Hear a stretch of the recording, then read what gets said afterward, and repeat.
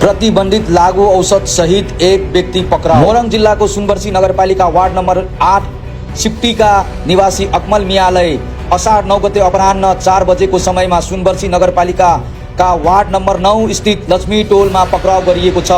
अकमल मियाले आफ्नो मोटरसाइकलमा जसमा number plate नलगाइएको सिप्टीबाट दाहिनेतर्फ आउँदै थिए। प्रहरीले मोटरसाइकललाई रोक्ने इसारा गरेपछि अकमल मियाले मोटरसाइकल फर्काएर भाग्न चाहेको थिए, जसबाट प्रहरीले शंका गर्दै उनलाई नियन्त्रण लियो।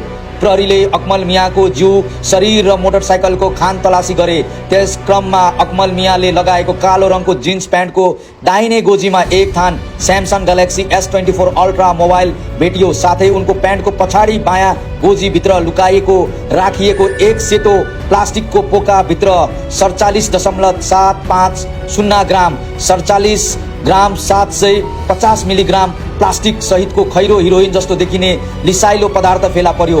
प्रहरीले उनलाई पक्राउ गरेर आवश्यक कारबाही सुरु गरेका छन् र यो घटनामा थप अनुसन्धान भइरहेको छ। यस घटनामा इलाका प्रहरी कार्यालय रङ्गेलीबाट खटिएका प्रहरी गस्तीको प्रमुख भूमिका खेलेको छ। गस्ती टोलीको सतर्कता र निगरानीको कारण अकमल मियालाई लागू औषध सहित पक्राउ पर्न सफल भएको हो। प्रहरीले घटनास्थलमा पुगेर तत्काल कानुनी प्रक्रिया सुरु गरेको छ र यस प्रकारको घटनामा कडाइका साथ नियन्त्रण राख्ने कार्य जारी राख्ने प्रतिबद्धता जनाएको छ। आवर प्रदेशको लागि पारस मण्डलको रिपोर्ट।